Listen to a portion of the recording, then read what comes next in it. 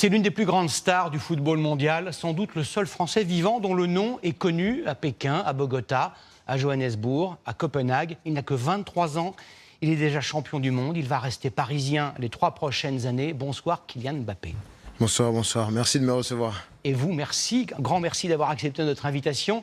Nous avons demandé très simplement à des Français de tous âges, certains amateurs de football, d'autres pas du tout, ce que votre nom, votre aura, vos exploits leur inspiraient. Christophe Abel et Jean-Marc Bellard. Il est très humain, il est très proche des gens. Il est beau, il est grand. On a un joueur qui est à la fois emblématique dans son jeu, mais aussi dans sa façon de s'exprimer. Sa maturité m'impressionne. Je trouve qu'il a beaucoup de charisme. Bon, je suis fier d'être français lorsque je vois Kylian Mbappé. C'est un exemple pour tous les jeunes de Bondy. C'est un type formidable. C'est forcément un exemple pour les jeunes qui rêvent de vivre une carrière comme lui. Ah, que de compliments, on vous voyait dans la petite lucarne. Vous avez compris la folie qui s'est emparée de votre finalement non-transfert au Real Madrid. Il y a un animateur assez drôle a dit « on va quand même pas déplacer la Tour Eiffel de Paris à là-bas ». Ça veut dire qu'Kylian Mbappé, c'est un monument, c'est quelque chose qui ressemble à quelque chose de profondément français. Oui, parce que je suis français. Voilà, comme j'ai dit à propos de ce nouveau contrat, c'est aussi une reconnaissance.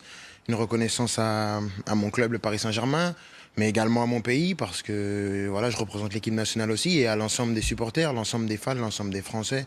Donc ça fait vraiment plaisir de recevoir toute cette affection, et j'essaye au quotidien de la rendre.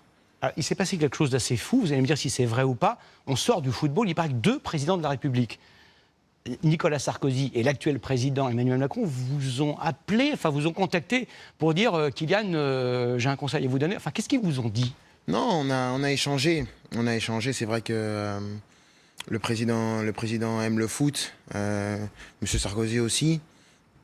Et il vient souvent au Parc des Princes. Donc on a beaucoup échangé sur cette éventualité de continuer à Paris ou de partir à Madrid. Mais ils m'ont fortement reconseillé de continuer dans mon pays, de continuer encore un peu à écrire l'histoire du Paris Saint-Germain. Mais avant tout, c'était quand même ma décision et je l'ai prise personnellement. Et donc je suis content de ce choix-là.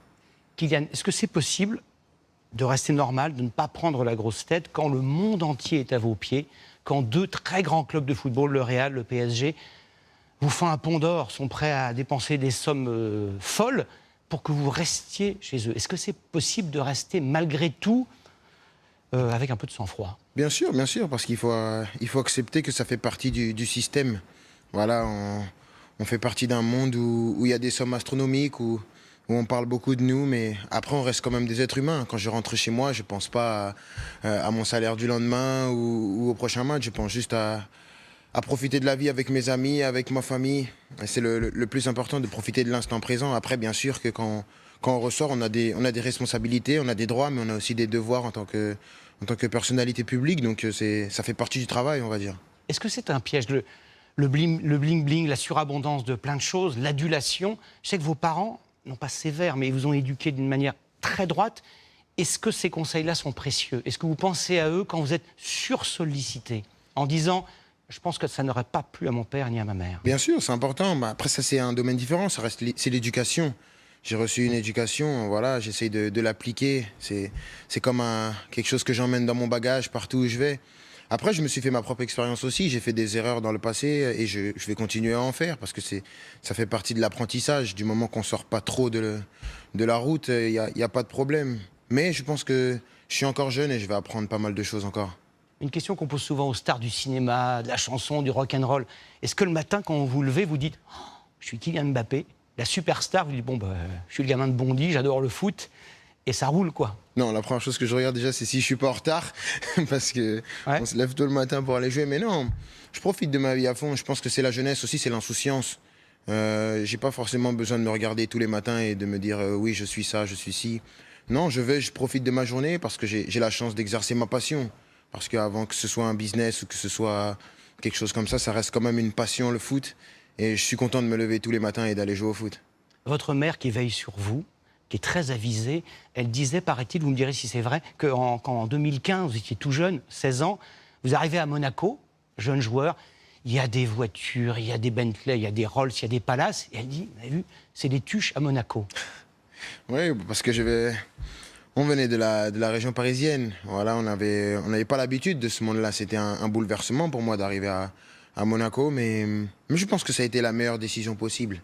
Parce que j'ai appris énormément de choses là-bas. J'ai appris une nouvelle manière de voir la vie.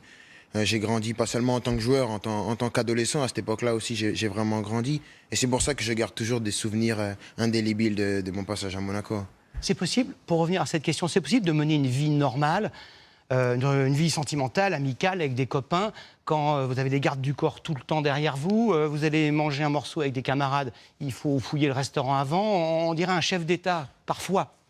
Non, ça demande de l'adaptation. Bien sûr que c'est pas une vie totalement normale, mais pour moi, je trouve qu'elle est normale. Peut-être parce que j'ai pris l'habitude, mais je fais rien de spécial. J'essaie de mener la vie la plus simple possible parce que déjà, au football, notre vie, elle est pas simple. Donc si en dehors aussi, elle est compliquée, ça va pas le faire. Donc j'essaie de simplifier ma vie au maximum en dehors du foot. Il y a une photo, donc je crois avoir le souvenir, vous êtes tout gamin et un poster de Cristiano Ronaldo dans votre chambre, je crois. Et vous dites à votre père, j'ai envie de révolutionner le foot, j'adore ce jeu, j'aimerais bien être le meilleur footballeur du monde un jour. Vous l'avez dit ou pas? Vous avez le souvenir de ça? Ouais, mais j'étais pas le seul enfant à vouloir être le meilleur joueur du monde. Tous les enfants rêvent. Mais vous d'être le l'êtes, meilleur la joueur. petite différence quand même. Oui, bien sûr, j'ai eu de la chance, j'ai fait les bonnes rencontres. Je pense que c'est important aussi, j'ai toujours été bien guidé, bien accompagné. Et je pense que c'est ce qui fait une grosse partie de ma réussite aussi, parce que je pense qu'il y a beaucoup de joueurs qui sont talentueux, mais qui n'ont pas eu la chance d'avoir le même accompagnement que j'ai eu. Mais j'essaie de continuer mon petit bonhomme de chemin et toujours de continuer à prendre du plaisir et d'en donner. La France, l'amour de la France, l'attachement, est-ce que vous dites, ah, j'aimerais vraiment, vraiment bien pouvoir jouer sous les couleurs de la France à Paris, aux Jeux Olympiques en 2024? Ah oui, bien sûr, bien sûr.